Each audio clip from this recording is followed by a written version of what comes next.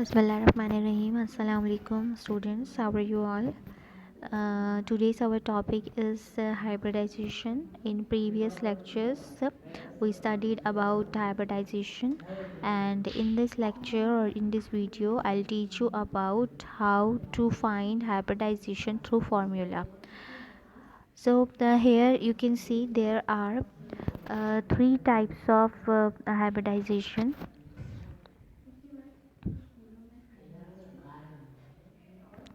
There are three types of hybridization, which is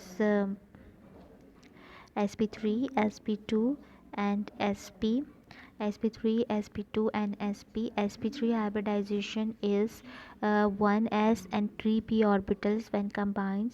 Then sp3 hybridization occurs, and the shape of sp3 hybridized orbitals are tetrahedral. And the second is sp2 hybridization. In sp2 hybridization, 1s and 2p orbital combines to form sp2 hybrid orbitals. And in sp2 hybridization, their double bonds sp2 hybridisation में double bonds होते हैं mostly, और the shape of sp2 hybridisation is trigonal planar. And the third is sp hybridisation in which 1s and 1p orbitals combines to form sp hybrid orbitals, which is linear in shape and has triple bonds in it. This is the overview of previous lecture and the examples. In last lecture or in last video, I gave you example of CH4 methane. Now there are some examples of sp3 hybridization: CH4, CCl4, SiCl4 and SnCl4. All these are examples of sp3 hybridization. How would we know that the particular compounds belongs to a particular type of hybridization or gives particular type of hybridization? So the easiest way which I am going to teach you is by the help of formula. क्योंकि आप हर बार जो है इस तरह से सारी चीज़ें नहीं कर सकते कि आप जो है पहले कॉन्फ़िगरेशन लिखें, एटॉमिक नंबर लिखें, फिर ग्राउंड स्टेट से एक्साइटेड स्टेट में चेक करवा कर और फिर उसके बाद जो है वो उसके साथ रिएक्शन करवाएं. तो ये तो आपको समझाने का तरीका है ओवरऑल, कि पहले हम क्या करते हैं कि हमने सेंटर एटम चूज़ किया. सेंटर एटम वो होता है जो कि लीस्ट हो, जैसे कि लीस्ट नंबर हो, जैसे कि कार्बन है. और कार्बन की हमने पहले क्या किया, एटॉमिक नंबर लिखा, फिर उसकी कॉन्फ़िगरेशन करते हैं, फिर एक ग्राउंड स्टेट जो है उसके आउटर मोस्ट ऑर्बिटल्स बनाते हैं. जैसे कि इनर ऑर्बिटल्स को हम क्या करते हैं, इग्नोर कर देते हैं. इनर शेल को, जैसे कि 1 है तो 1 से तो कोई भी मतलब बॉन्डिंग नहीं होती है. इनर शेल से बॉन्डिंग कहाँ से होती है, वैलेंस शेल, तो हम उसका वैलेंस शेल यहाँ पर लिखेंगे. 2s2 यहाँ पर लिया और 2p2. और p जो है वो कितने ऑर्बिटल्स होते हैं, इसमें px py pz, और टोटल कितने इलेक्ट्रॉन्स कैरी करता है, मैक्सिमम 6. तो इसी तरह से आपने इसको ड्रॉ किया. अब आपने यहाँ देखा कि 2s2 आ गया और 2p में 2 है. तो ये ग्राउंड स्टेट, एक्साइटेड स्टेट में क्या होगा कि एक इनर एस से निकल के, एस ऑर्बिटल से निकल के कहाँ चला जाएगा, p में एक्साइट होके एक इलेक्ट्रॉन यहाँ आ जाएगा. This is called excited state. अब क्या होगा कि जो p ऑर्बिटल है उन px py pz की एनर्जी ऑलमोस्ट सेम होगी, और s की एनर्जी क्या होगी, इनसे थोड़ी सी कम होगी. लेकिन जब ये हाइब्रिड होते हैं, हाइब्रिडाइजेशन होती है, hybridisation is nothing but the mixing of orbitals having slightly different energies. तो ये आपस में क्या होते हैं, ये मिक्स हो जाते हैं, और मिक्स होने के बाद पर्टिकुलर एनर्जी, सेम एनर्जी के ऑर्बिटल्स बनाते हैं, जो कि ना ही s होते हैं ना ही p होते हैं, बल्कि वो मिक्स होके क्या बना लेते हैं, एक s और 3 p ऑर्बिटल्स मिलके क्या बना रहे हैं, sp3. तो ये भी sp3 ये सारे के सारे आपस में मिक्स हो जाते हैं. और यहाँ पर आपको एक हाइब्रिड ऑर्बिटल दिख रहा है, और इसके साथ क्या अटैच्ड हैं, 4 क्लोरीन अटैच्ड हैं. ठीक है, यहाँ पर 4 क्लोरीन आकर इससे अटैच हो जाते हैं. The atomic number of chlorine is 17 and the configuration is 1s2 2s2 2p6 3s2 3p5.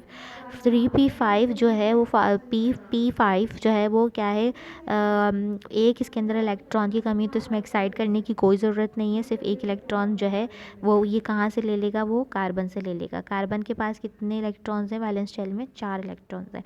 तो ये क्या हो जाएगा कि जो है ये टेट्राहेड्रल ज्योमेट्री होगी, sp3 हाइब्रिडाइजेशन होगी, ऑल सिंगल बॉन्ड्स होंगे. ठीक है. अब ये बार बार आप नहीं कर सकते, जैसे कि मैंने आपको लास्ट टाइम CH4 के लिए बताया था, आज मैंने आपको एक बात किस चीज़ के लिए बताई है, CCl4। अब आप CiCl4 के लिए भी ये सारा कुछ ड्रॉ करेंगे तो पता चलेगा आपको इसकी हाइब्रिडाइजेशन क्या है। तो इससे बेहतर है हम क्या करते हैं कि हम इसके एक आसान तरीका लेते हैं, और आसान तरीके से हम क्या करते हैं कि आपको एक फार्मूला बताते हैं जो कि शॉर्ट ट्रिक है, और फार्मूले के ज़रिए से आप क्या करते हैं, आप ये मालूम कर सकते हैं कि कौन से कंपाउंड की ज्योमेट्री क्या है। The formula is which I written over here, Z is equals to half or number of valence electrons on central atom. Central atom पर कितने वैलेंस इलेक्ट्रॉन है plus negative charge if present.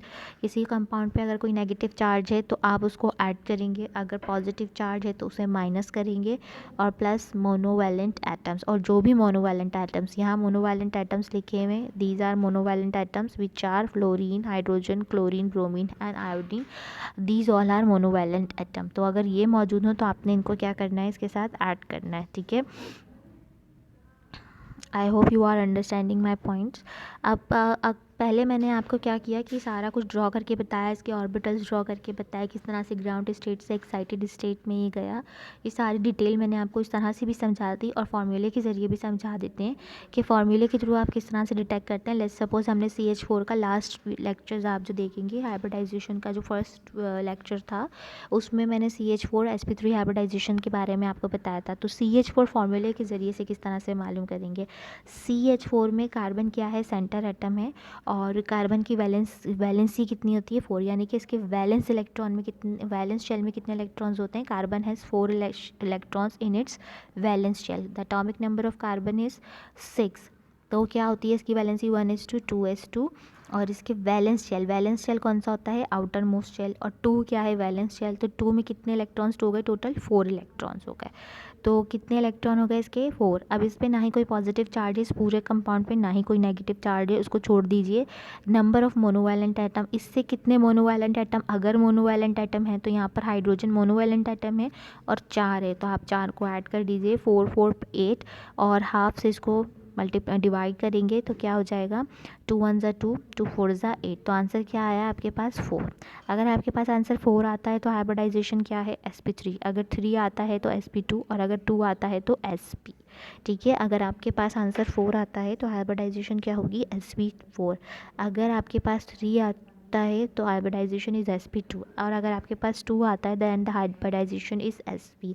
तो बस आपको यहाँ से पता चल गया आंसर 4 आ रहा है, हाइब्रिडाइजेशन क्या है, sp3। अगर sp3 हाइब्रिडाइजेशन है तो इसका क्या होगी ज्योमेट्री, इसकी ज्योमेट्री क्या होगी, टेट्राहेड्रल होगी। आप इसकी ज्योमेट्री टेट्राहेड्रल ड्रॉ कर दीजिए, और इसका एंगल कितना होगा, 109.5 मिनट्स।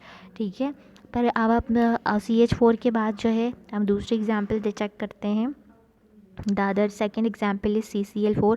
अब आप CCl4 की वैल्यूज़ जो है इस फॉर्मूले में पुट करके देखिए।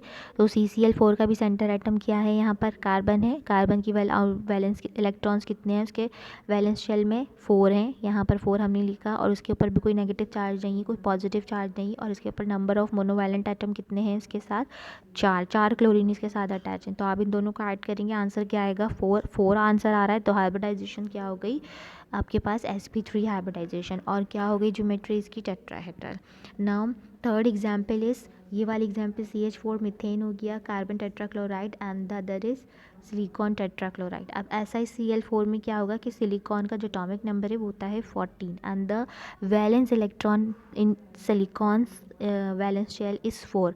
सिलिकॉन के वैलेंस शेल में कितने इलेक्ट्रॉन्स होते हैं, 4 होते हैं। ठीक है, तो 4 इलेक्ट्रॉन्स हैं, और उसमें कितने इसके साथ क्या ऐड हुए हैं, 4 क्लोरीन। तो 4 और 4 कितने हो गए, 8। आप डिवाइड करेंगे तो क्या आंसर आएगा, 4। इट मीन्स के 4 आंसर आ रहा है, हाइब्रिडाइजेशन क्या है, sp3। आप SnCl4 को आप खुद इस फॉर्मूले में इसकी वैल्यू पुट करके देखें कि आपका आंसर क्या आ रहा है और कौन सी हाइब्रिडाइजेशन आ रही है। आई होप आपको ये समझ में आ गया होगा। If you have any query related to this topic you can ask me.